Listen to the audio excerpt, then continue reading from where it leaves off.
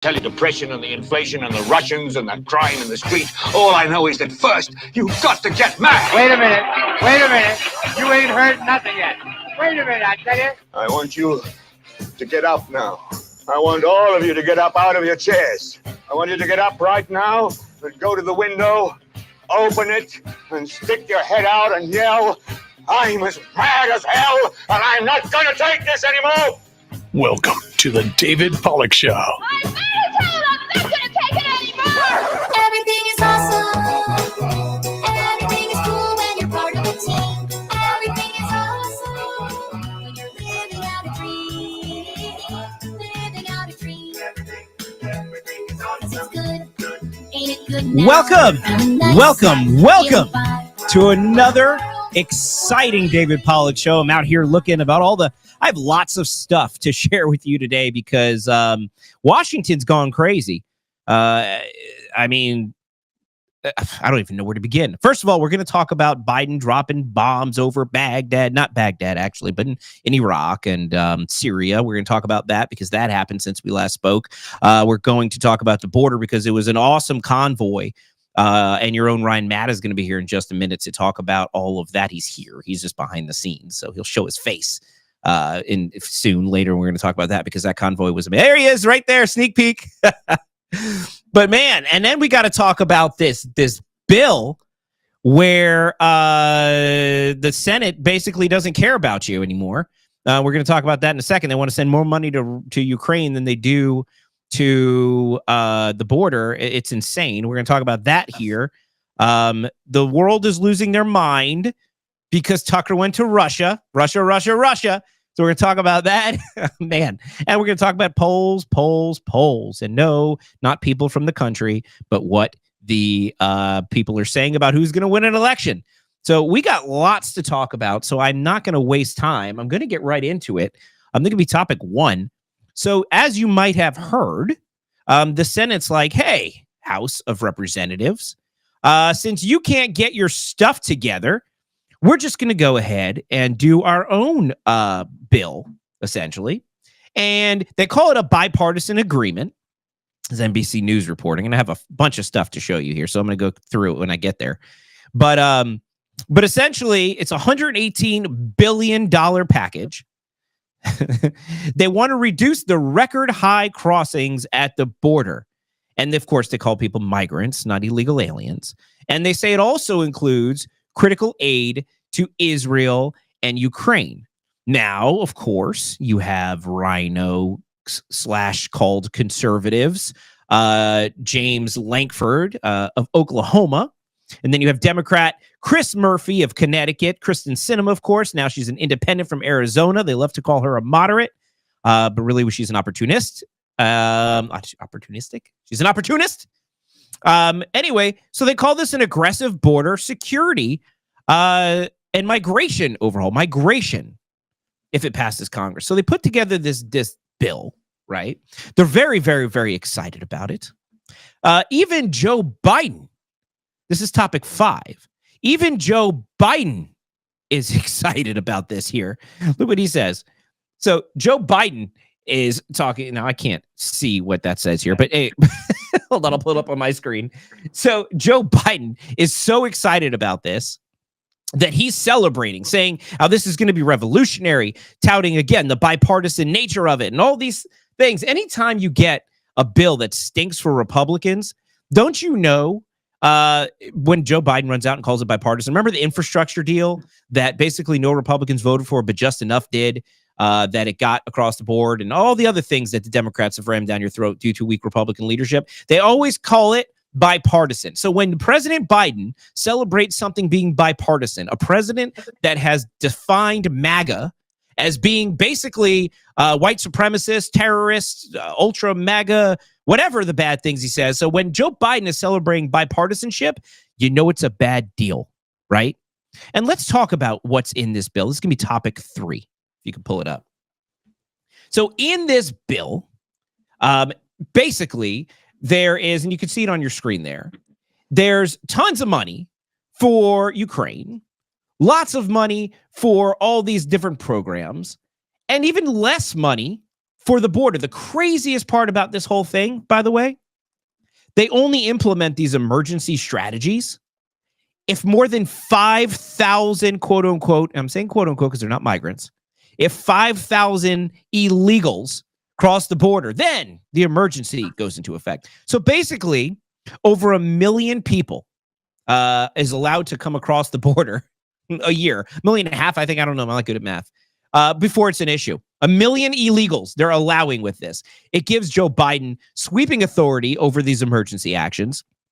It is the opposite of what we need to do. Do you remember when Trump wanted, like, what was it, $1 billion or something to finish bill? It wasn't even that. It was like 400 million. It was like, I remember it was a small number. I don't remember what it was, to finish building the border wall.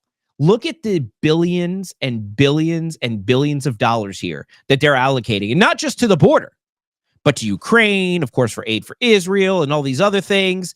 And they're calling it a sweeping immigration and migration bill. Ukraine has nothing to do with our border. It has to do with their border. And of course, we support Israel, but this has nothing to do with that. Why are we taking up a bipartisan bill that directs the least amount, seemingly, to the biggest problem at our southern border? This thing is just insane. Here's topic 4. Here's what Don Jr. has to say about it. This is his tweet. He goes and basically shows where essentially they would allow 5,000 migrants a day and what that would look like per year. It is totally insane. Now, of course, Trump, it doesn't stay silent on this. This is going to be topic 11. This is Trump on Truth Social. And here's what he had to say. He says, only a fool or a radical left Democrat would vote for this horrendous bill, which only gives shutdown authority after 5,000 encounters a day. We already have the right to close the border now, which must be done. You can read the rest. But essentially, this is what America First leadership looks like, what you're seeing right there. That's America First leadership. What you're seeing out of Washington is not. But I will say this. And this is, I told you, I got lots of stuff to show you guys. This is going to be topic 2. And this is what Speaker Johnson had to say about it. He said, I've seen enough. This bill is even worse than we expected and won't come close to ending the border catastrophe the president has created. As the lead Democrat negotiator proclaimed, under this legislation, the border never closes. Good Lord. He says it's going to be dead on arrival when it gets to House.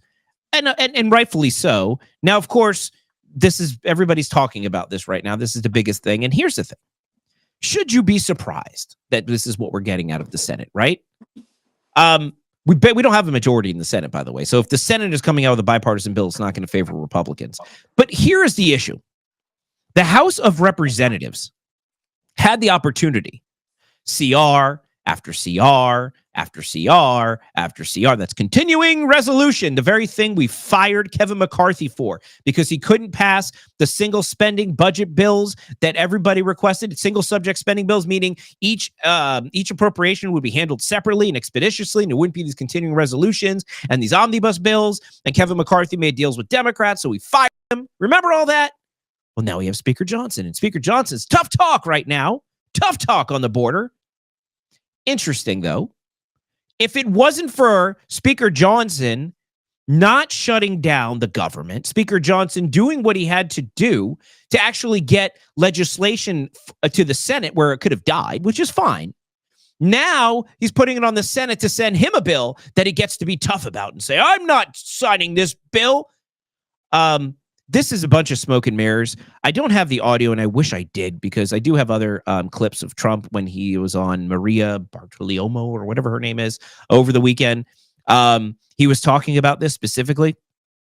He said, and it's funny enough, he was talking about Iran.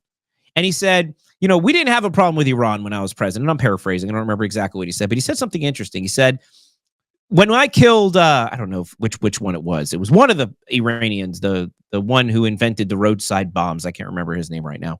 Ryan, if you know his name, just shout it. It's fine if you don't. But when Trump took out that terrorist leader in Iran, or al-Baghdadi. That's right, al-Baghdadi. When he took out al-Baghdadi, these names are awesome, by the way. It's like if they were written in a Marvel comic book. Like, it might be a Trump nickname. I don't know. I think that's actually his name. But when he went and killed that guy, Iran was like, well, we're going to retaliate. And Trump tells the story. He says, they actually called me and they said, hey, we're going to attack one of your bases, but don't worry. All of the missiles are going to miss. It's just so we can keep our people happy. You hit us. We have to retaliate. We have to make everybody happy. Don't worry, though. We're not going to hit anybody. No, nobody died. They shot like, I forget how many. It was like 28 missiles or something crazy. And all of them fell outside of the gates. And apparently this was just because, they had to do something. This Senate border bill is exactly that. It's, hey, we have to do something. Everybody's complaining. So let's do something that's actually nothing. And that's what this is. It's because Iran doesn't fear their people enough to not actually hit back at the United States after al-Baghdadi was killed. And Republicans don't fear voters enough to do actually anything about the border. So they're doing this. This is smoke and mirrors. Very similar to what Joe Biden did over the weekend in Syria and Iraq. Now, you might have heard, I think this was on Friday, after our soldiers were brought back home. I forget what they call that, a transfer ceremony or something. This time, Joe Biden didn't look at his watch. But it was on that night, about an hour later, that I think it was over 100 and something strikes or 100 and something bombs they dropped between Iraq and Syria.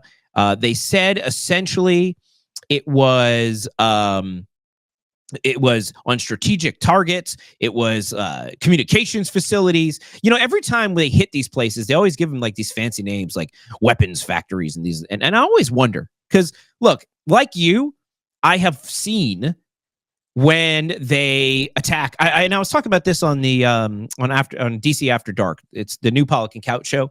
You can watch it anywhere, but you should be watching it on Wednesdays and Fridays, 8 p.m. live. It's fantastic, and we always are on pill.net with the audience, but we stream everywhere.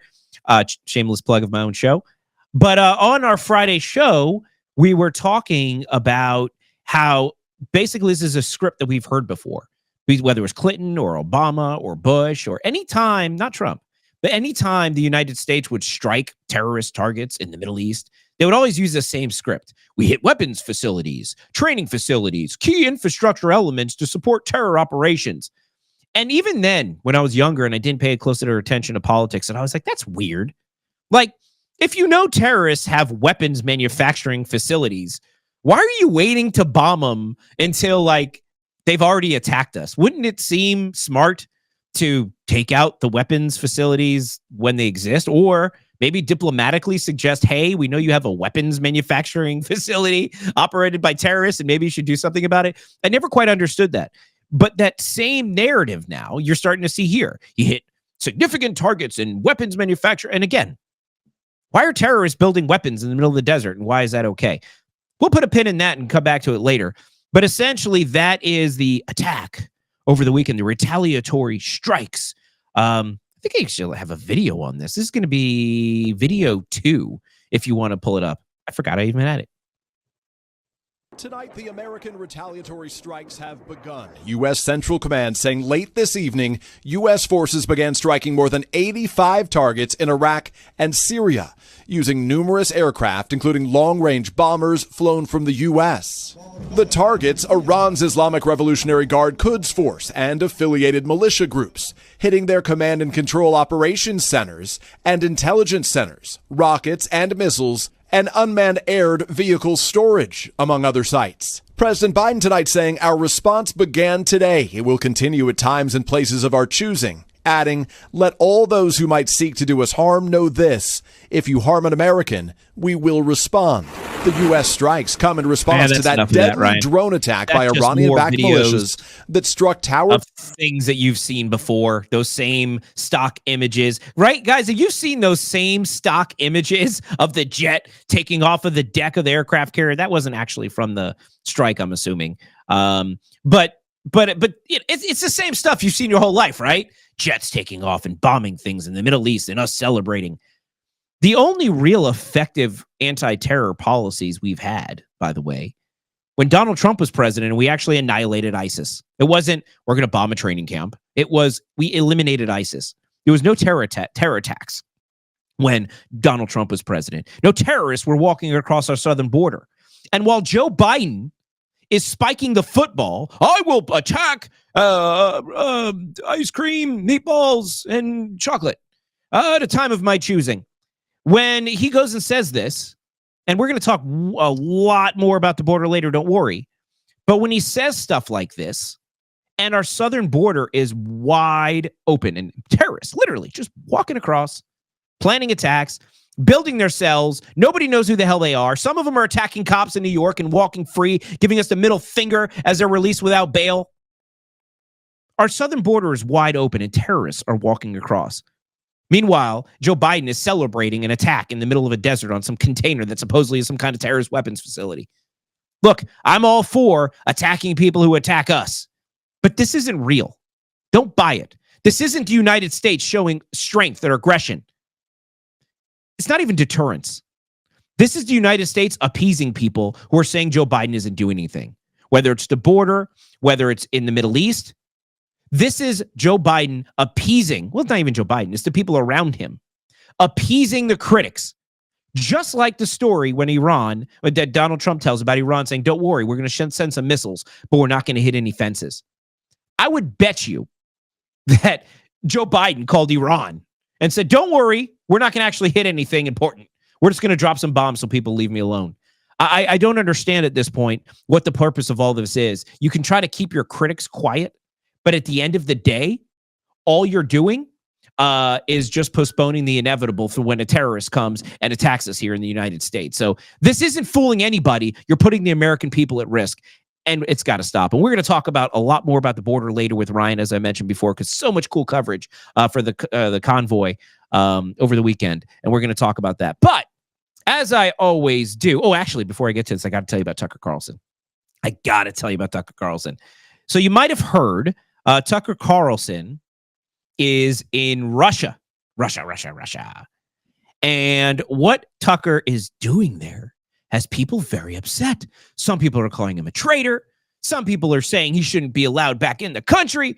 What is Tucker doing? Other articles call him a Russian sympathizer, a sympathizer of the Kremlin, whatever, basically, that you can take and call Tucker a Russian asset they're doing.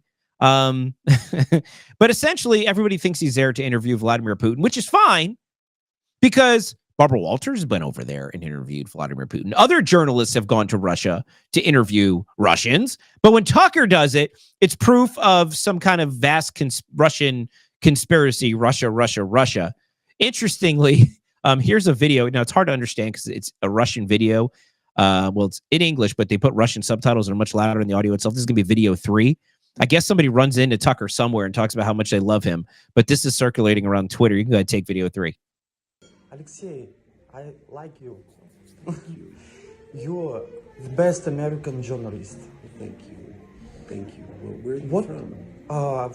I'm from Moscow. Я люблю этот город. Он красивый. Thank you. It's really, yes. What do you do in Russia? Хотел на нее посмотреть. Я так много читал о ней. Я хотел поговорить с людьми и посмотреть на то, как все устроено. So I wanted to talk to people and look around and see how it was doing. And it's doing very well. I think maybe interview Putin. We'll see. Why you're visiting Moscow? You can take it down there. American media.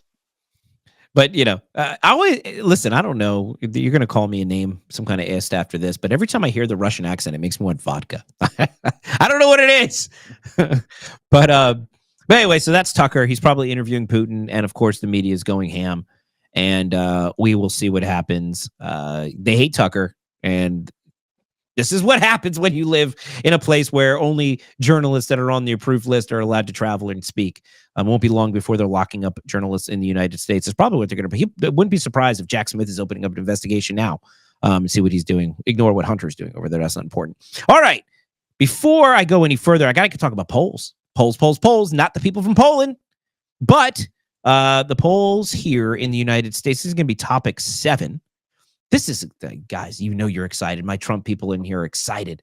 My former DeSantis people who are now Trump people are going to pretend they're excited. And those Haley people, whatever Democrats are out there, you're not going to be excited. But check this out. Nationally, Trump is leading Nikki Haley 74%, 74% to like 17% Nikki Haley. I mean, it's not even close. Nobody want. I mean, do you remember? You see how big this gap is? All of these people that left DeSantis, left Ramaswamy, are all going to Trump. Haley has no shot. Why does she stay in this race? Well, let's figure it out. Let's look at topic 8. This is the second poll here, Ryan. This is South Carolina. Now, Trump is still beating Haley in her home state, where she was governor, by the way, by 30 points. But the interesting thing is, and we're going to talk about this here in just a second, interesting thing is why Haley's excited about being 30 points down in South Carolina. Put a pin in that right there for a second. I'm going to talk about it in a second. 2 other interesting polls I'm going to show you. This is going to be topic 9. This is Joe Biden's unfavorability poll or disapproval, whatever. 55.2% of Americans are disapproving of Joe Biden. I'm surprised it's that low. 55%. 38.9% think he's doing a good job. Now, check this out. This is topic 10. This is Trump's unfavorable rating. Trump's unfavorable rating, 52%, which is still 3 points lower than Biden's. So 3 points lower. So more people disapprove of Biden than they do Trump. But check this out. Trump's approval rating, 43%. Remember, Biden's was in the 30s. So more people approve Trump than they do Biden. This is real. Forget all the fake polls that might show shock poll, Biden leading by 6 points. America has had it with Joe Biden, and the polls support it. Everything supports it, and you're starting to see it. But why then? Why then, Nikki Haley? Why be in the race? Well, our first guest, I should say, has an interesting theory of why Nikki Haley is still in the race. I want to welcome Heather to the show. Heather, welcome to the David Pollack Show. Hi there. Thank you for having me. It is my pleasure. Now you've joined us on the I don't think it might have been called Pollack and Couch at the time you were on, and now it's DC After Dark. We're trying to hone in on the name. I think we're pretty sure it's DC After Dark at this point. But anyway, I like that. Thank you. So you've been on the show. It's a pleasure to have you here on the David Pollack Show. Now you have written a very interesting article about what's going on in South Carolina and why Nikki Haley might be in this race. And you guys can find it hopefully within the next day or so on the DCPatriot.com. But I want to talk a little bit about what kind of shenanigans are happening in South Carolina. So first, I want to introduce everybody to who you are and why you're here. Besides being an excellent writer and an awesome person to talk to, she's also a director, Veterans for Trump for Georgia. So she knows a thing or two about what's going on in these campaigns. So Heather, what's going on in South Carolina? Well, there was a space put on yesterday on the X platform, and it just really got me thinking. There's a lot of unasked questions when it comes to polls. So we know that Republicans are going to go one of 2 ways, and we are hoping the most of them are going to go the way of Trump. But what nobody's asking is, this is an open primary state, and that is not a topic of conversation, and it needs to be, because Democrats can vote in the Republican primary and forego their own.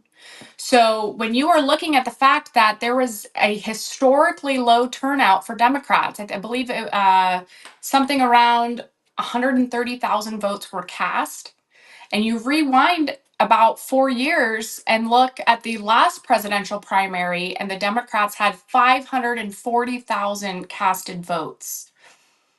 They've had a huge influx in population from northern states that typically are more left-leaning.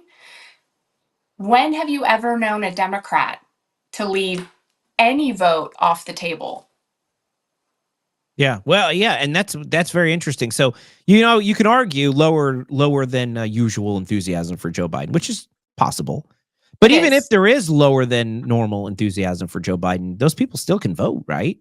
And what are they waiting for? And that's what makes it very interesting, because I asked before, I said, if Haley's only has like 17 points nationally, losing by Trump by 50 points, 60 points, and she's down by 30 points among Republicans in South Carolina, what reason other than betting on Democrats voting for her would she be in this race? What path could she possibly have? What do you think? I don't think she has one. I think right now she's in bed with the Democrats. I think she's in bed with the Democrats, but utilizing the term independent in order to not sound like the rhino that we are all seeing that she is. Now, would you say she's in bed with the Democrats or in an SUV with the Democrats? Both. I think we can say both on that one. So continue. I'm sorry, I had to. Well, and there's some interesting messaging going on. The DNC chair made an announcement the morning of February 3rd, basically saying, we're not going to hand this to you, Nikki, you're on your own, which again is odd given the Democratic turnout. Democrats do not leave votes on the table. They don't. They ballot harvest. They do many other loophole-ish type of tactics, but leaving votes on the table is not it. And it feels good as a Trump supporter to see that, hey, maybe the rest of America is waking up, but that's too easy, in my opinion. To leave, quick math in my head, about 300,000 votes on the table is not a Democratic tactic, and nobody's talking about it. Nobody's talking about where those voters are going to cast their vote on the Democratic side. And I think that needs to be remembered. Complacency is not our friend. It's not an ally. It wasn't in 2020. But I do see that people are kind of getting those warm and fuzzies where, oh, look, Joe Biden did awful. We're going to kill this. We want to kill this, but we need to continue doing the work to do so.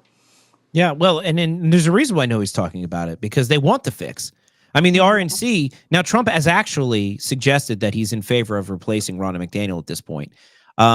But the RNC is not a fan of Donald Trump. They never have been. I mean, they're the ones who got all these people in the race to oppose him to begin with. I mean, they're the ones who pulled back the fact that he's a presumptive nominee after the last primary in New Hampshire.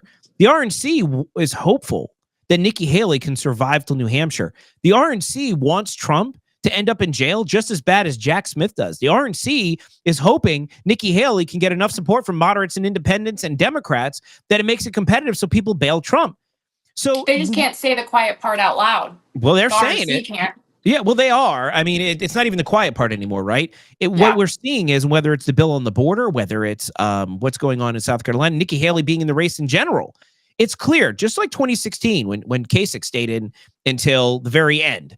And Ted Cruz said, vote your conscience at the convention. The GOP has never wanted Donald Trump to be their president. They just accepted the fact that he is. And they're doing the same thing. And Donald Trump said something interesting, and I'm paraphrasing again because I don't have it in front of me, but he said something like, I'm not the RNC. I'm something else. I'm on my own. And I think that's more true than ever, because what you're seeing, what the rest of us see, is that we have a GOP establishment, a uni party, call it whatever you want, big government. And then we have the majority of Americans. I think these polls represent the part of America that is fed up with Washington and the way Washington is doing Washington things, the ones who see that gas prices are not going down, that inflation's not going down, that the economy is not improving, regardless of what the government says. And so I think people are ready for a candidate, really, to walk in there and do what that migrant did when he left that courthouse in New York bail-free. I think Republicans but all Americans, not just Republicans, cannot wait for Donald Trump to do that very same gesture after he walks away from being sworn in into the Capitol on Election Day, right? Yeah. Well, I'm really excited to read this article. I know you guys can find it at dcpatriot.com, but if people want to go and interact with you on Twitter and follow your work, how can people find you?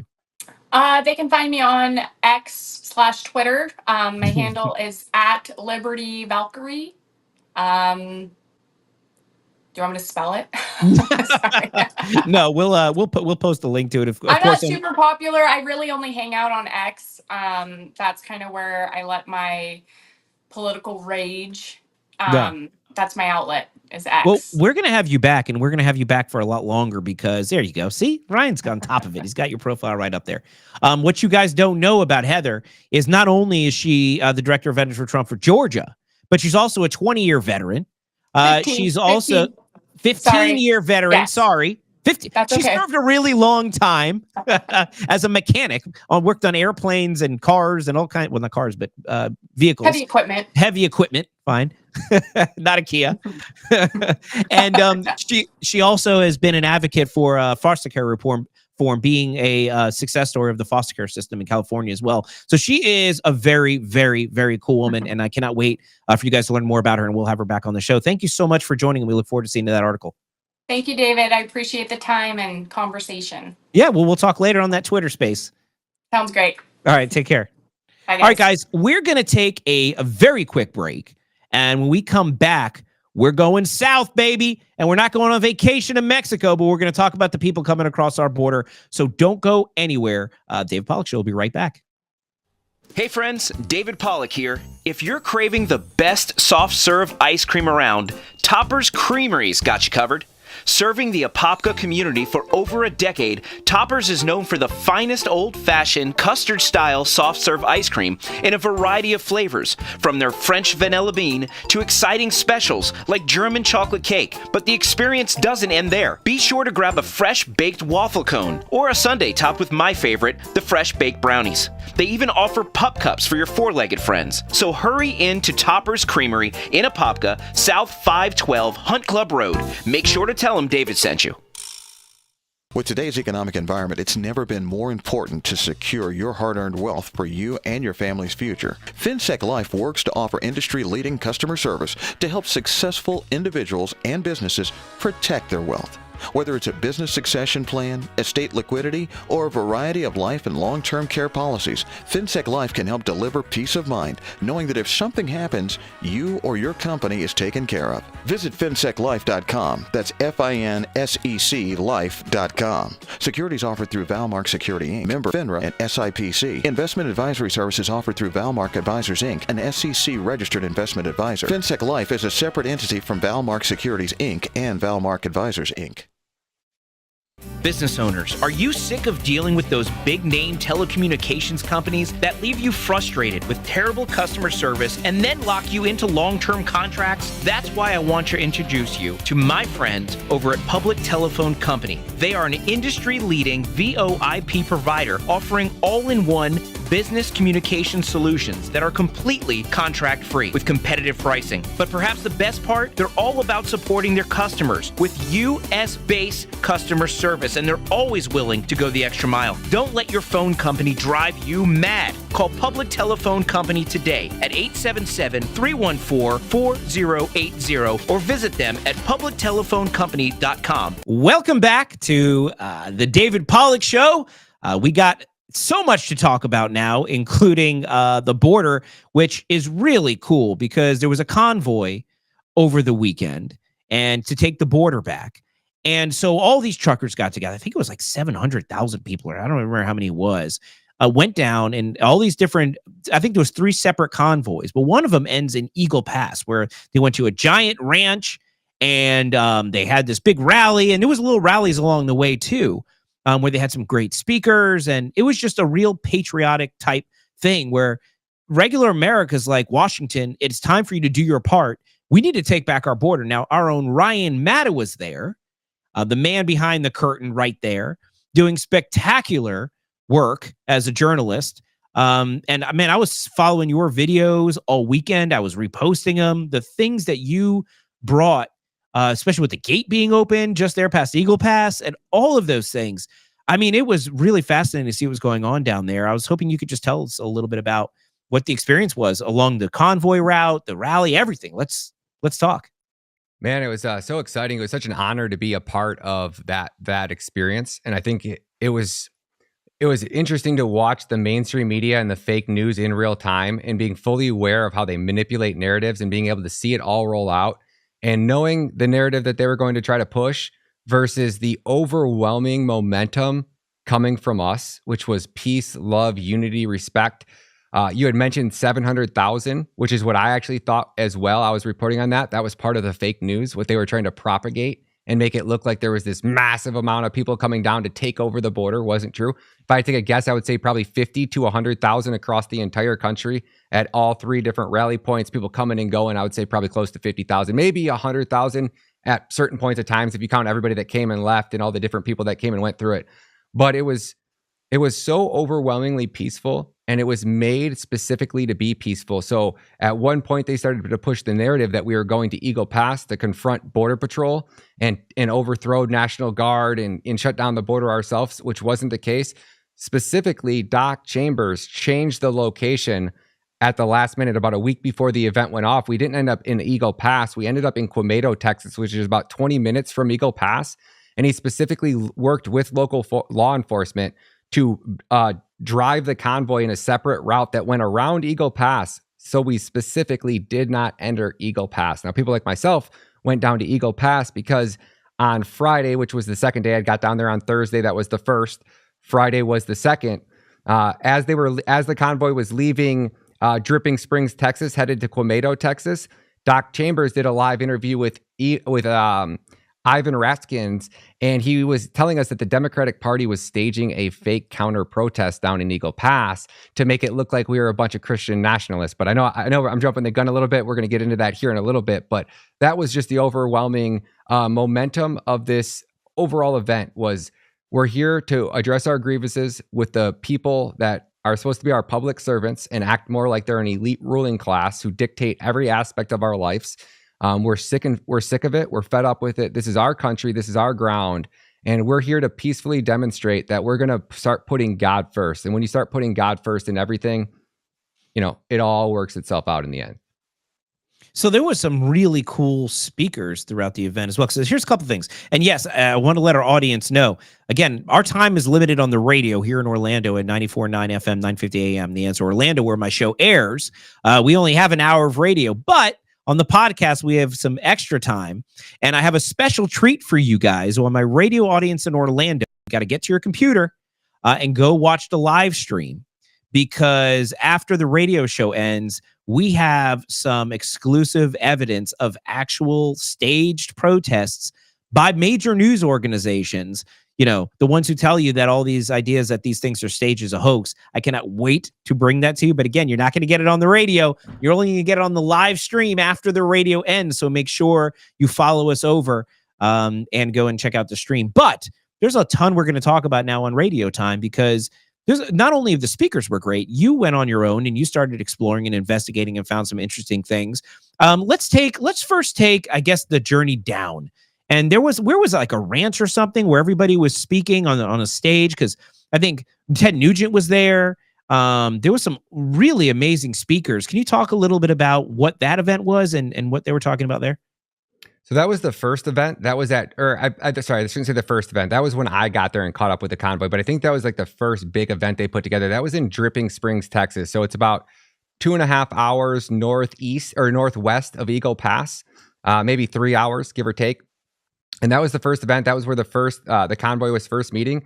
These locations were specifically chosen because of the massive volume of migrants that come through there, or because the cartels own those areas. So Doc Chambers picked out areas that were either the specific area or right by it to kind of show and kind of send a message to local law enforcement that, hey, we're watching this area. There's a lot of eyes on it. Basically clean it up, straighten it up kind of thing. And then from there, the convoy left there at 10:30 a.m. and was supposed to arrive in Quemado, Texas by about 3 o'clock at the latest. We ended up sitting there for about 8 hours waiting for the convoy to arrive because they had some issues. One person got in a car accident that was in the convoy, and Doc had to take a helicopter out with that guy. So things kind of got a little bit mixed up after that. I personally think the Dripping Springs, that first event that you're talking about right here, where Ted Nugent and Sarah Palin and a bunch of other amazing speakers showed up, was my highlight anyways. I thought it was the best, well organized. The area that it was at basically like a venue. There was a giant gymnastics place right next to it that had a ton of property and a ton of parking. They worked with the Take Our Border Back crew, and they allowed us to use their parking lot, their facility. Very, very grateful that it was just like a community thing. There was a bars and restaurants that had a lot of property, and they all came together and basically donated this land and allowed us to put on this event because they want to save this country just as much as we do, David. And what were some of the highlights for the speakers? I know there was a woman who talked about the American flag, and I want to talk about her in a minute. But then Ted Nugent was there, which I love Ted Nugent, man. I love that. What I love is the people who came out strongly conservative, despite people like giving him crap about it, and that's what I love about him. He's outspoken and he's always on the right side of issues. But what was your favorite part? Who did you like seeing speak? That American flag lady had the best story, and that one's a really long clip. So maybe we'll just play a little bit of it here in a second, and we'll throw it in at the end. I'll throw it at the very end for everybody that sticks around on your stream. We'll tuck it in there. But let me play you a few clips. I got Sarah Palin and I got Ted Nugent. So Sarah Palin came on first. Let me throw hers up here. We'll listen to her for a little bit, and then we'll jump into my two. The Ted Nugent had the best parts for sure. I'm excited. A bunch of freedom-loving Americans, thank you for being in the arena. Thank you for being activists. I know you love your freedom. And if you do, we're going to take a second here then to thank those who have protected our freedom. We thank our vets. Thank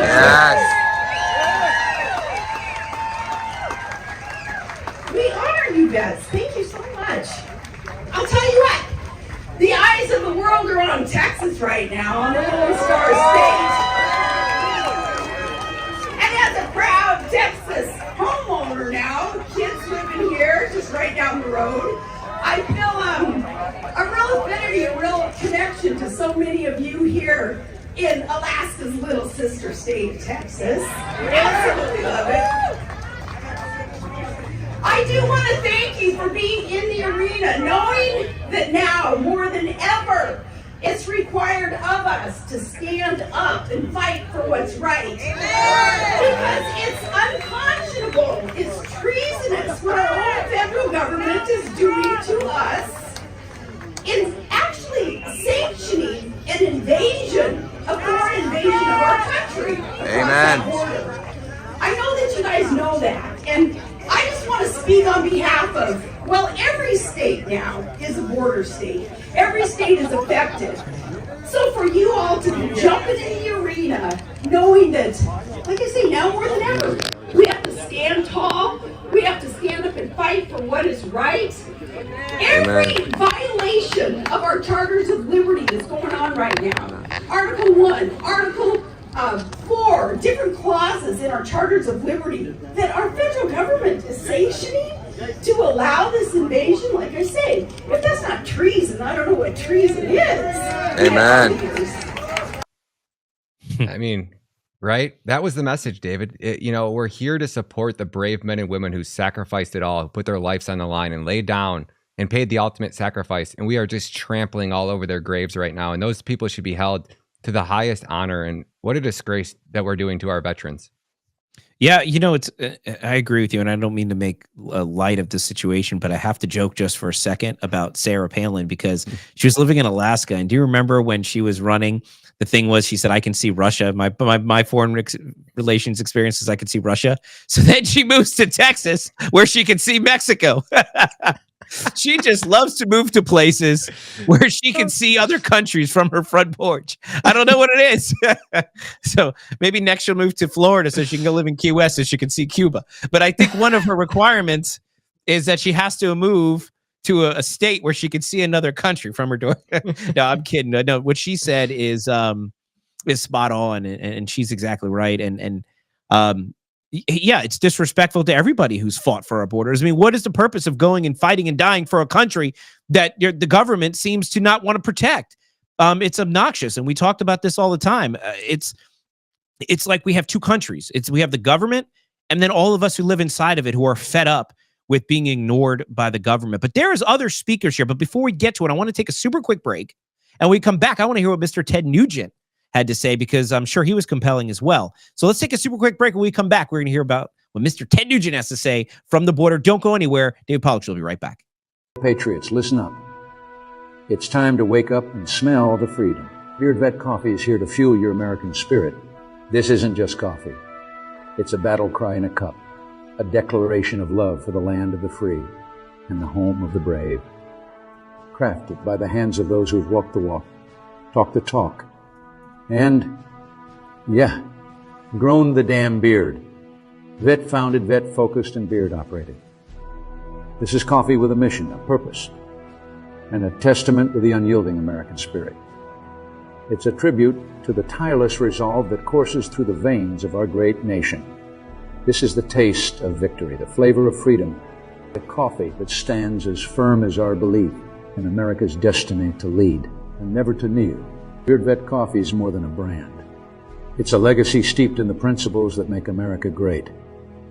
It's for those who stand with pride under the stars and stripes, who uphold the values that light the torch of liberty for the world to see. So, are you ready to supercharge your day the American way? Beard Vet Coffee is not just a choice. It's a declaration of independence from mediocre mornings. Bold, brave, unbound. Brewed for the American patriot. Beard Vet Coffee. Make your mornings great again. Yeah, and speaking of veterans organizations, Beard Vet donates a portion of their proceeds to take care of veteran organizations and first responder organizations. They're a real company that takes care of vets, and that's why we support Beard Vet Coffee on this show. And don't forget, if you go to beardvet.com, you can go and check out their coffee or their tactical brand. You put in promo code David, you could save yourself 10%. And who doesn't like saving money when Joe Biden's economy is taking more of it out of our wallets, right? So go to beardvet.com, promo code David, save yourself 10%, get yourself some great coffee, tumblers, and even have like beard oils and things like that that make the women go crazy. So go check out beardvet.com, promo code David, save yourself some money. Speaking of saving money, I sleep well every night, and so do my dogs because I got dog beds from My Pillow. So if you go to mypillow.com, promo code Pollack or /Pollack, you can go and get up to 80% off different product lines. And I'm telling you guys, I use their stuff. I'm not just selling their stuff. Every one of our beds has a My Pillow on it. We sleep wonderful. And then what's so cool about the My Pillows is, you know how sometimes pillows get a little kind of sad? You take your My Pillow, you throw it in the dryer, it fluffs up and it's good as new and it's super comfortable. And the fill is very unique in My Pillow. It's almost like tiny little squares that kind of wrap your head when you sleep. They have great towels, super soft. It's like being in a resort, the robes, the slippers, all of the great stuff. So I recommend going to mypillow.com, promo code Pollack, save some money. Don't use anybody else's promo code, even though everybody has a promo code. I get it. But when you use my promo code, they go, David, good job. People use your promo code. So if you want to save money with my promo code Pollack, go to mypillow.com, use promo code Pollack. And there's one more place I want to let you guys know you need to go and visit. I mentioned it before. If you want to see great articles and content, if you want to find my show and DC After Dark and all the other shows from our network, go to dcpatriot.com. There you will find all of the latest stories, news, information. I mean, everything you want all in one place. The content is right there. Tons of new content every single day. It's your one-stop shop for news. You can also go shopping there. And if you want to shop, you can go to our site where we sell our apparel at Faith and Freedoms. You can get yourself all the flags and beanies and accessories and jackets and hats, all with really funny slogans. And it's all great American-made quality stuff. All of that at the DCPatriot.com. So make sure you go and get yourself some swag. And also don't forget, you can go check out our shows there, our podcasts, everything right there for you at the DC Patriot. All right, let's get right back into it because I want to tell you guys about Ted Nugent. The man behind the curtain is still there to let you know about what the man himself had to say over the weekend. Ryan, what did Ted Nugent, what was his inspirational speaking going on over there in Texas? I love the name of the Texas places, by the way, though. What was it? Dripping Springs. Dripping Carrizo Springs. Eagle Pass. I love it. It's just this Texas sounding names. I just think of being wide open, good barbecue, and cool sounding names. Except Austin. I hear that place sucks. Yeah, I've heard a lot of bad things about Austin as well. You know, I can't do it justice, man. Why don't I just let Ted Nugent tell us for ourselves? Check this out. Let's do it. If I had a little bit of sleep, I'd be downright handsome. I'll tell you what. But I'm here to raise hell. I'm here to defy the status quo, crush the status quo, eliminate the status quo, and get back into absolute constitutional America. Amen. And if somebody's running for office that wants your vote, ask them, do you think I need a permit or a license or any man's authorization to have a gun in my belt? And if they hesitate, do not vote for them. That's the tip of the spear. If another man thinks he can tell me where, if, how, or what with I can defend my life, that is a bad, evil man on the side of Joe Biden. I get to keep and I get to bear. Keep means it's mine, you can't have it. Bear means I got a couple on me right now and they're loaded. And no man has any say-so in that. No man. Amen. Gary, what other kind of Gary is there? Yeah, man. Bingo. Yeah. I mean, it's so common sense, which is what's so crazy about it, which everyone's like, amen. It's so common sense. I don't understand. I really don't. And then look, maybe I'm a conservative cult member, Trump, MAGA, guy, whatever. Call me all the names you want. I don't understand how anybody, and this isn't even an immigration thing at this point, right? Because we're not talking about whether or not we want to allow people into the country, what that we want that process to look like, how many people we want in the country, whether their kids can, like, we're not even talking about immigration policy, which is what they're very creatively trying to make it seem as if we're doing in DC. We're not talking about immigration policy. We're talking about whether or not we're going to continue to allow people to just pour across our border illegally and do nothing about it. Or come, give their names to the Border Patrol, and then disappear into our country, never appearing at their parole hearing, and just becoming part of society and without any accountability. I mean, this is what we're talking about, guys. We're talking about human trafficking. We're talking about drugs, gang violence. We're not talking about people coming over here to get a job and us kicking them out because we're mean and we don't want them to stay. The United States loves legal immigration. Now, maybe we need to make it easier for people to come legally. Fine, that's a discussion to have. But we're not talking about that here. We're talking about the fact that we are not doing anything about the illegal flow of human beings across our border, and we have no idea where they're coming from. Texas is trying to stop it. The United States government is trying to stop them, and Republicans in control of the House of Representatives in D.C. have done nothing about it. Republicans in the Senate have done nothing except for get along with Republicans in a bipartisan bill that Joe Biden is celebrating. This is what we're talking about, guys. You want to talk about bipartisanship. But the bipartisan issue here is that all Americans should be concerned that we don't know who is coming across the border, who they're bringing with them, what they're bringing with them, and what effects it's going to have on this country. This isn't a humanitarian question. This is a national security issue, which is why it needs to matter to all of you. Now, Ryan, when you were at Eagle Pass, you went and took yourself for a walk past the border checkpoint, and you found a hole in the wall, right? I'm hoping you to tell us a little bit about what you found there. So not only did we find that, Dave, it's about 0.2 of a mile past where the what do they call that park, Liberty Park or whatever the park is there that Greg Abbott has kicked Joe Biden's Border Patrol out of. So that's maybe let's just say it's a mile-long stretch of park that National Guard has completely fortified, and there's almost zero migrants coming through that area. I think Greg Abbott said they went from 4,000 or 5,000 a day down to just 3 a day in that specific area. You walk 0.2 of a mile down the road, and you see the wall all built, but then the gates are wide open. Every other gate is wide open.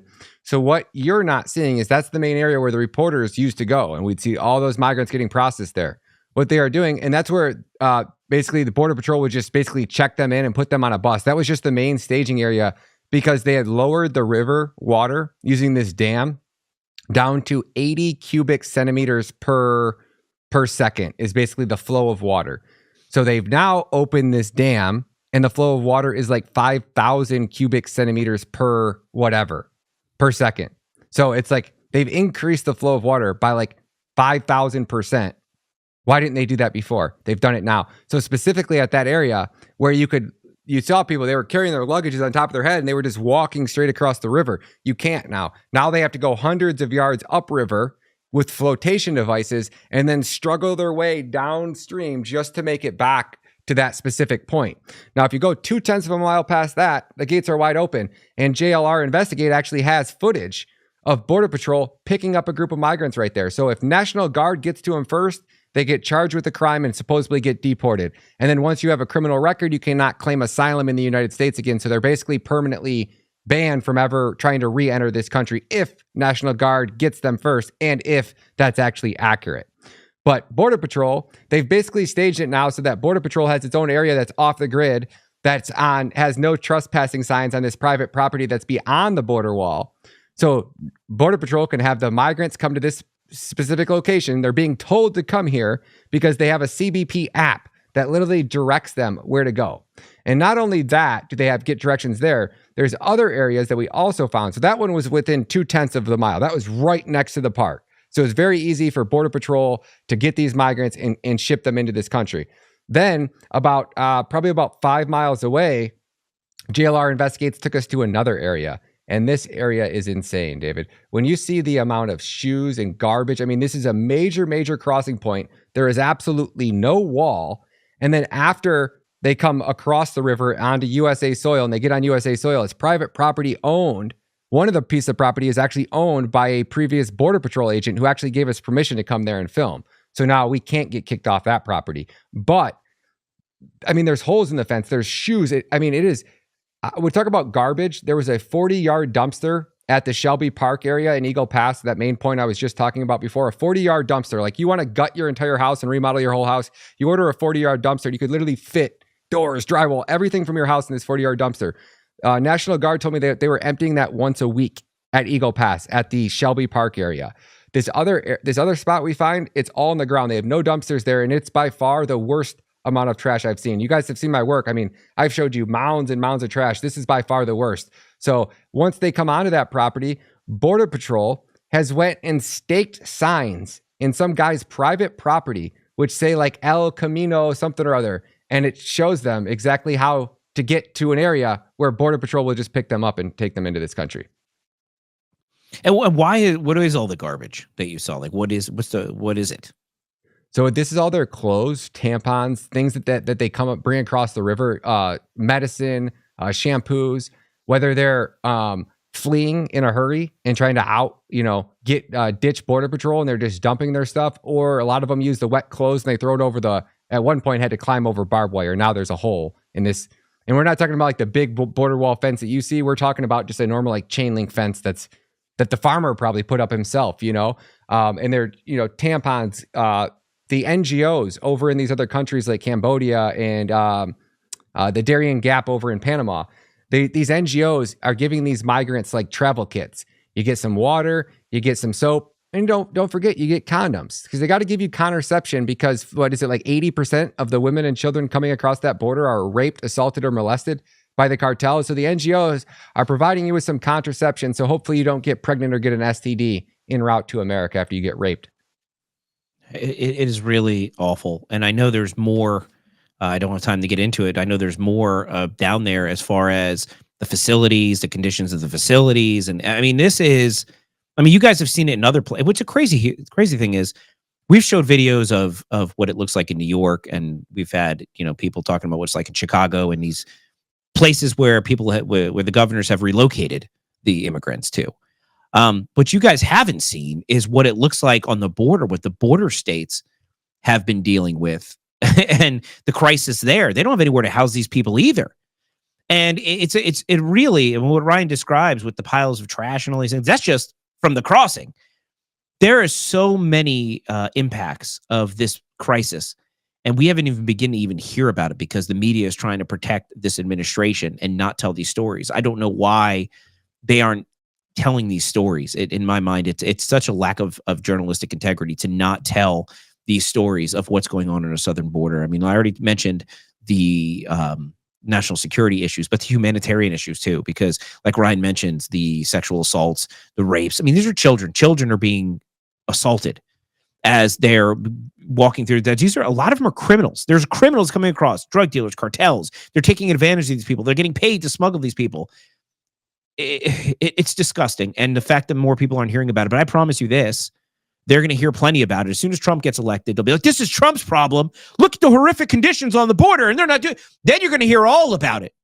Meanwhile, all of this stuff is happening under Joe Biden's watch, and we have to do something about it. Guys, I'm out of time on the radio, but as I promised you, we're going to continue this exclusively on the video podcast. So make sure you go over, whether you're watching on Twitter X, whether you're watching on Pilled, on Rumble, go to the DCPatriot.com and click the watch tab.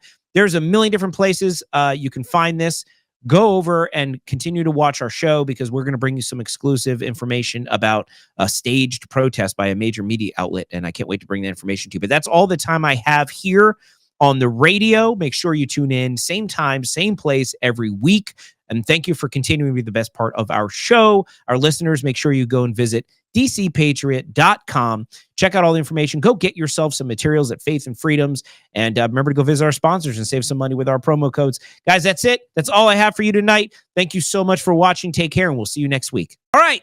We are here on the after show, although it's still the show and not the after show. I don't know what we're calling this, but we're continuing because we're having so much fun. So if you're my radio audience who found me, whether it be on Twitter X or whether it's on Rumble or whether you're on YouTube or whether you're on DC Patriot or the David Pollack Show, wherever you went on this treasure hunt to find excellence, congratulations, you won, you found it. We're going to continue the conversation. We're going to wrap up this segment with Ryan, the man behind the curtain, because he has some very, very interesting news about what happened with fake protests. Ryan, what happened and who done it? Dave, is this Dark David After Dark After Hour special? No, it's from the Dark David studio, yes. But no, this is a continuation of the David Pollack Show. We're calling it the David Pollack Show ... You know when people put those things in the meaning I'm continuing, or we can call it the when somebody is texting and they haven't responded yet and they're thinking about what they're going to write and there's those three floating ... We can call this the segment of the show with the three floating ... while you're sitting there wondering what the person's typing, wondering why they haven't sent it, then thinking maybe they're thinking about sending it, then they inevitably don't send it, and then you start thinking, oh, I wonder what they typed and didn't send, but I know they were typing because I saw the ... so I know they saw my response, especially if they don't have the sent thing up, because just a free tip for my listeners and viewers, if you have sent on or read, if you read receipts on your, don't do that. Because if you ignore somebody, it shows them that you read it and you didn't respond. The other pro tip, though, if you don't have the read receipts on, but you sit there and hold it up and you start typing, it goes ... And then they know you're typing. So don't do that either. Maybe take notes on a notepad if you're like in a heated argument and you're trying to make a good point. So don't make the boomer mistakes of letting your technologically advantaged friends know that you're ghosting them, because they will find out. So anyway, away from that rabbit hole and back to Mexico, or the border at least, where Sarah Palin can see it from her porch. We're getting right back into it on the ... portion of the David Pollack Show. Ryan, what in the world are they up to now? Man, Dave, you don't even want to know. I mean, it is... well, no, we want to know. That's why they came here. They came here because they want to know. If they didn't come here, they don't want to know. But they specifically said, oh my God, I got to find this because he told us he was going to tell us something. So yes, we do want to know. Well, let me fill you in. Let me show you a little bit of JLR's work. I want to show people that spot because I actually have a video. I grabbed it. Then I'm going to get into showing you also his work where he helped us uncover this plot by the Democratic Party. Check this clip out. Overall coming in. So there must have been more. Look at all those clothes. Come through. Wow. I mean, it's just. And what town? This Look is. at this. Here's a place where they climb over. Yup. At one point, climb over the razor wire. This is exclusive for your show, David. I'm going to send this over to the people at LFA TV right now, man. This is JLR. If you guys aren't watching other footage, this is JLR Investigates. No, I haven't played this anywhere over yet. on X, Rumble, YouTube as well. Make sure you guys are following his work. He's the one who brought us out here.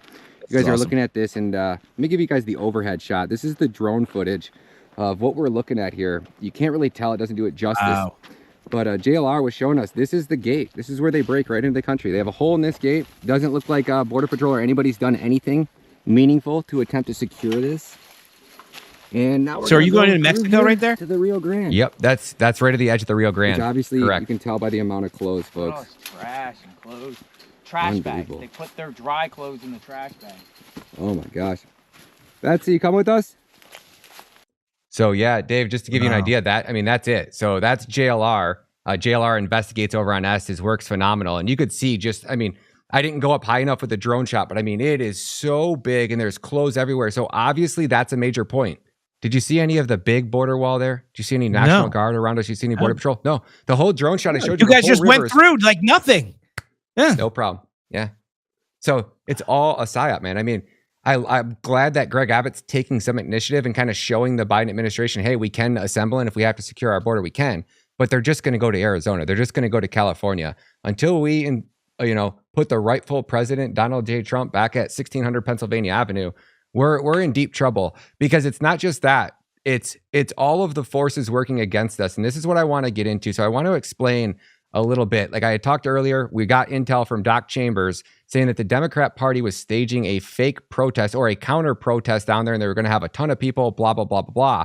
So when we were down there, we had went to see that and film it. I didn't catch it. It wasn't happening, but the fake news was there. I just seen one NBC van. They had already done this before. So pay attention to this gentleman's, the microphones and how this is staged. So this is out in front of their Chamber of Commerce. So the local Eagle Pass Chamber of Commerce is in on this. And check out the microphones. This looks so professional. If you didn't know better and you just watch this clip, you would think that he's, has this huge, the whole town's out at this, Center Hall. Just check this clip out. Good morning. My name is Doug Padgett. I'm the executive director of a group called Vote Common Good. I'm also an evangelical pastor. I'm proud to be in Eagle Pass today. My wife and I have vacationed here on a road trip. I was here a couple of years ago when our organization rode our bicycles from San Diego to St. Augustine, Florida, along the U.S.-Mexico border, visiting each town along the border and telling the story on both sides of the border of what's happening. We love Eagle Pass. We love the border communities. We love this country. And as an evangelical pastor, it breaks my heart to think that there are people using the Christianity that I hold dear to justify their hatred comments. The idea that there's a self-appointed group calling themselves the Army of God traveling to this area is something that cannot stand without a response. So our organization, Vote Common Good, travels the country in a big bus that's parked a block over. It says faith, hope, and love. 3 words that are meaningful in the Christian tradition, but it says faith, hope, and love, supporting democracy for all. And that bus also has to say on it, confronting Christian nationalism.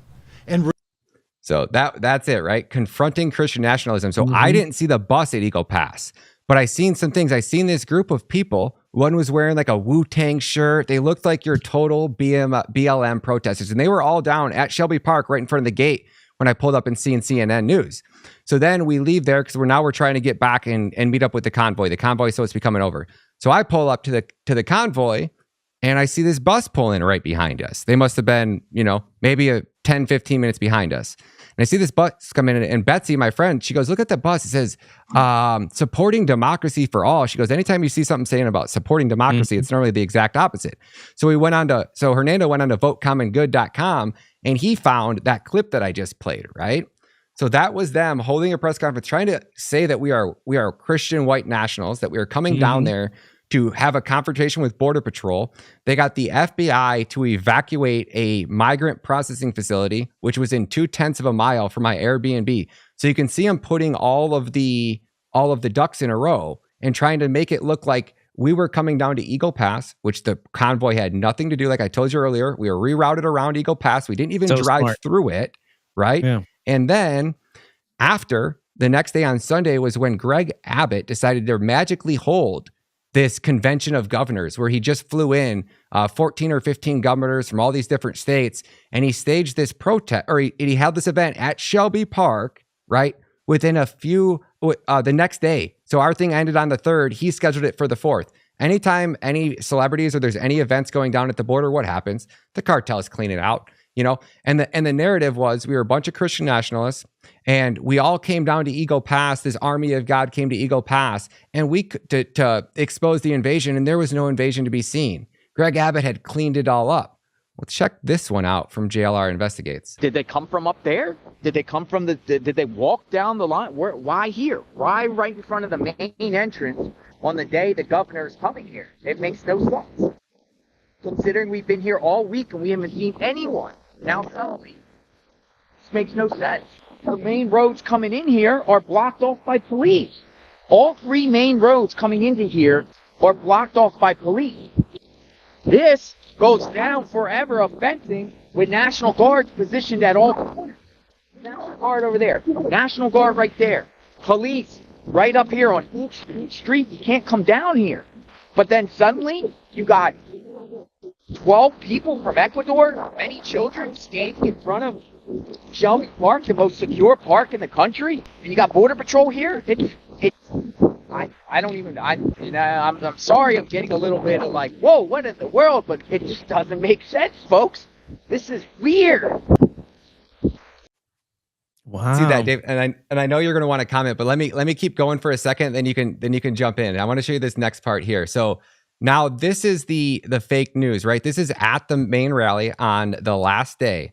And you're going to see this. I want you to pay attention to the one person that they found in this crowd to interview. And I'll show you the rest here in a second. I've been talking to these folks who have come from all over Texas, even other parts of the country, to be here. And some of them, even though we are about a half hour from Eagle Pass, have driven down to Eagle Pass to try to actually see what's happening at the border. And I've spoken to a number of people who said that they're a little surprised by what they're seeing here. I want to play a conversation with a woman, Misty. Take a listen. It's pretty surreal. We actually made it into Eagle Pass and we went and saw Shelby Park.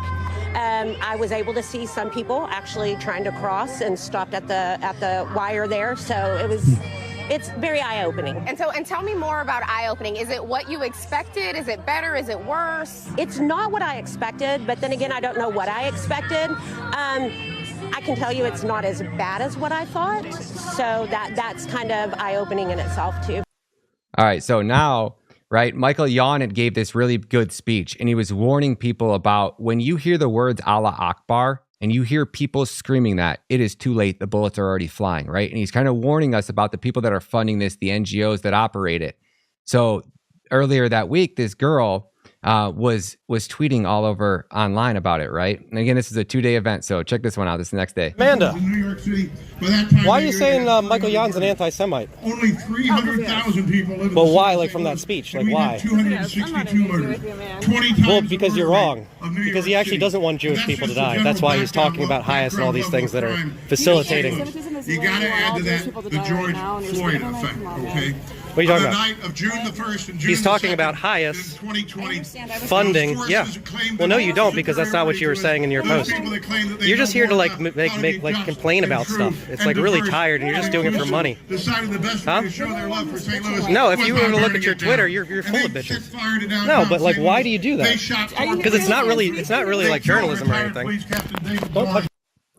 So you can see these are the people that they find at these events. The one or two, Right. she was down there tweeting about it. Anything that anybody said that she could spin negatively, she was putting it out there, right? Why would you go? Like, show me one American that is a patriot that believes in the Constitution that thinks that this invasion is justified. You go down to Eagle Pass and you see what's being done to those towns, specifically San Antonio and these sanctuary cities in Texas and the migrant camps that are put in there. You see it for 2 seconds and you're like, oh my God, there is no way that anybody that loves this country could see this for a second and allow it to continue. And that was the main question that everybody had down there. It was, Greg Abbott, why is it taking you 3 years to do what you're doing now? And is this all one big psyop? Well, I mean, it's when you see it. I mean, here's the thing. For the longest time, well, we know better. And this is what I struggle with. And the reason why I'm having a hard time finding my words is because we know, us who've taken the time to research it and say, well, this isn't really the truth. This is staged. These people are being interviewed on purpose. These quote unquote press conferences with staged people. We know it's fake. We know that January 6th, there was a lot of funny things that happened that nobody's ever going to talk about. We know that on election night on 2020 that funny things happen that nobody's going to talk about. And if you talk about it, you're nuts. We know during COVID, funny things happen and you're not allowed to talk about it. The thing is, when I say we, there's a big segment of us who've taken the time to look a little bit deeper at some of these things and say, hey, there's some questions that are worth asking. And then once you ask the questions, you're immediately silenced, right? Mm-hmm. And then you see this. And to me and you, we're like, yeah, obviously, right? They found those 11 people and they staged them there to make it look like these are the Ecuadorian families, the women and children, poor them. We're being unsympathetic. We're being hateful. And then you have a guy creating that narrative by saying, oh, these people are hate. They're using that word hate, which is a buzzword. And then you see them interview the one woman who actually wasn't authentic saying, oh, it's not as bad. You know, I went to that park, which nobody was even at. So, you know, it's all phony, right? I saw the video you were posting over the weekend. And then I saw what you just showed here on the show. We have seen the truth. We know the truth because we know who the people are coming across. We've seen the videos. But fake news, the propaganda media, they're not showing America what's really happening. So the question you have to ask yourself, are the people in Washington, D.C. not taking the time to educate themselves on what's really happening? Are they watching the fake news and thinking that's the reality at the border? Or do they know it's fake? And if they know it's fake and they know the truth, why are they lying, pretending they're doing something about it while not doing something about it. Is because they can't and they want cover, or is it because they don't want to? These are all really important questions to ask, questions that we're not going to answer today. But all of it concerns me, because what is the value of ignoring a problem? Because it suggests one of two things. One, you're not aware, or two, you know, and you're not going to do anything about it. None of those things makes anybody any safer. So let's just be honest with people. What is this transparency we were promised? All of this stuff concerns me so much, especially when, God forbid, there's a terror attack in this country and we start doing the investigations. And of course, even then, the investigations. Who's going to do those investigations? What facts are going to be uncovered? What facts are going to be hidden from the public? I mean, you are not getting, none of us are getting truth anymore from anybody. This has to stop. And this is why Donald Trump is, and I know everything goes back to Donald Trump, but look what they're doing to that man. Almost 100 indictments and 2 impeachments, investigations, political parties, his own political party trying to keep him off the ballot in certain states and not fighting for his behalf, ignoring the fact that he's the presumptive nominee, and they haven't even begun to stop. What are they fighting so hard against? Are they that afraid of Donald Trump? Or are they that afraid of 2 things? One, him exposing their inadequacy and their incompetence and their secrets. That is what this all boils down to. Donald Trump threatens their secrets. Because the reality is, folks, and Ryan, you know this, you've been there.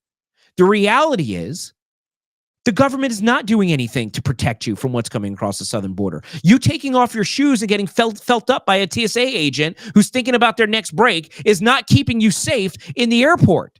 Those fences around your neighborhood don't keep you safe when a car can just follow another car in. There's not enough police officers in your community to get to your house quick enough when somebody's breaking in, which is why you should own a gun. The reality is your perception of safety and security and comfort and warmth and all those fuzzy things that you attribute to the government, it's all fake.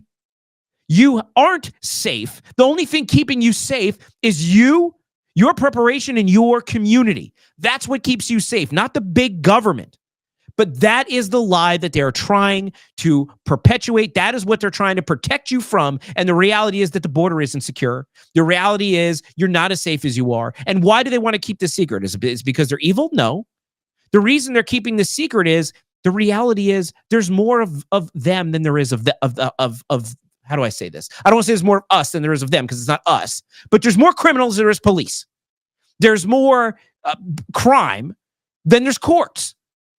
Remember when the hospitals got flooded during COVID and they said, well, we got 2 weeks to slow the spread because the hospitals can't absorb the influx of sick people. So we have to. That reality is, and that is true for the most part. There was a lot about COVID that leaves a lot of questions, but the reality is when people do flood the hospitals, you see how quickly the system gets overwhelmed. So think about how many other systems don't have the capacity to absorb real crisis. So you have to create the illusion that everything's fine. Because if you panicked, if the alien craft lands in your yard and you start freaking out and going to the news and start running through the streets, waking up your neighbors, that gets beyond the point and where the community can be controlled.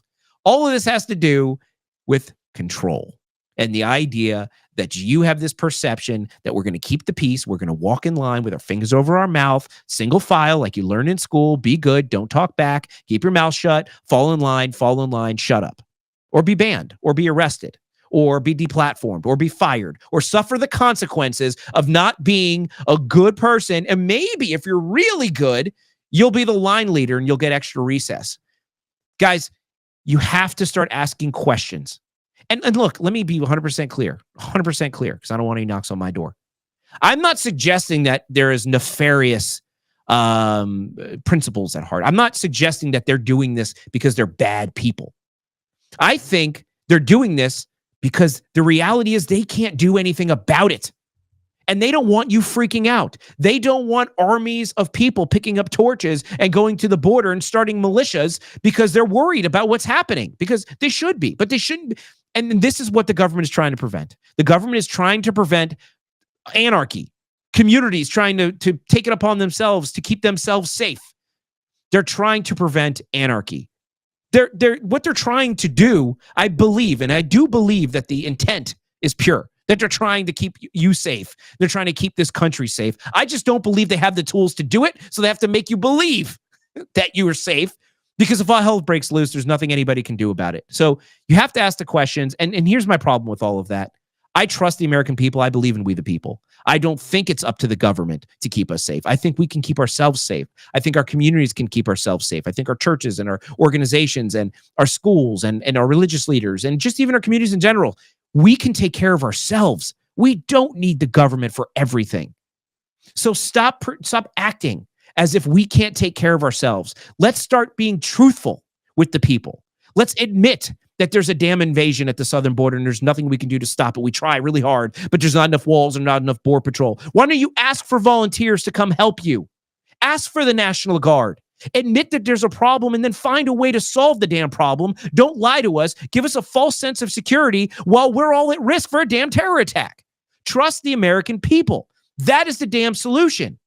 Allow the people to govern ourselves like the country was founded to do. And with that, I'll land. Ryan, do you have any last words? That's it, man. We need to declassify everything. These people, like I said, you cannot look at what's going on and you cannot turn a blind eye. Every single politician that has it to comment or ever vote on a border bill should have viewed the border. They should have went there. And if they didn't, that's on them. You can't allow these people to say that it's deniability at this point. It is blatant, it is obvious, and they're here to replace us and take our votes. That is it, plain and simple. When Trump comes back in, all he has to do is just declassify everything. Doesn't have to do anything else. Just declassify everything and let us journalists get to work and give us an attorney general that's going to prosecute the criminals that we expose. And I'll land my plane there, David. Thank you so much for coming on the show, man. I look forward to being on again, and it's an honor to be here. So thank you. No, man, you've done a phenomenal job. I think just so you know, we've got a lot of great feedback from people who've watched the show over the last year and they're like, man, this show looks great. It's the best it's ever looked. Your content looks really great. The transitions look really good. The video is really good. Everybody loves the way this show looks. And that's the guy right there in the blue studio behind the curtain. And I like it with the red, and then we have the guy behind the background. It looks really like backstagey, but I mean, you've had a lot to do with the success of the show, and we really thank you for it. And great stuff, man, from the border. And we'll continue to talk about this. And again, thank you for everything you do. It was a fun show. Appreciate it. All right, we'll guys. Be having a new studio coming soon, though. So stay tuned, I can't wait. I can't wait. All right, guys, we're out of time on the post show, the 3 dot segment of the David Pollack Show. But I'm kind of liking this 3 dot segment. I think we should keep doing it for you guys. But it's a lot of fun, and we've covered a lot of information. We're going to talk about this soon at 7:00 p.m. Eastern time in the post Pollack Show space over on Twitter X. So you got to go at the Pollack Show, find my handle, make sure you're following me, and then go to my Twitter space where we're going to continue this conversation. Hopefully, Ryan, you can join us. We're going to have Kat the Hammer there, Matt Couch, my partner in crime, and we're going to be continuing this conversation over there for as long as you guys want. And we'll continue to have, these are important conversations to have, guys. And look, there's other perspectives. I'm not the source. Maybe I'm wrong. Maybe I'm crazy. You got to come and tell me about it. Having these conversations is crucial if we're going to save our republic. We don't have to agree with each other all the time, but at least we can talk to each other. And that's what we need to start doing. Right, Ryan? Yeah, absolutely, man. Let me just throw one thing in there. Yeah, I've been doing the Twitter spaces since they basically started. And I stopped going to them because I was just getting so annoyed with them and how they were ran. I went to yours last week, and it was hands down the best Twitter space that I've been into. And I was looking forward to it, man. The conversation was great. So you're doing a great job at these Twitter space. I just want to tell everybody to come over there and follow you. Oh, man. See, this is why I love him. Not only does he do a great job, but he says nice things, and he makes me feel good about myself. All right, guys, that's it. We're going to go because we got to get this thing out. And we will see you on the Twitter space momentarily. And thank you guys for watching. We'll see you right here, same time, same place next week. And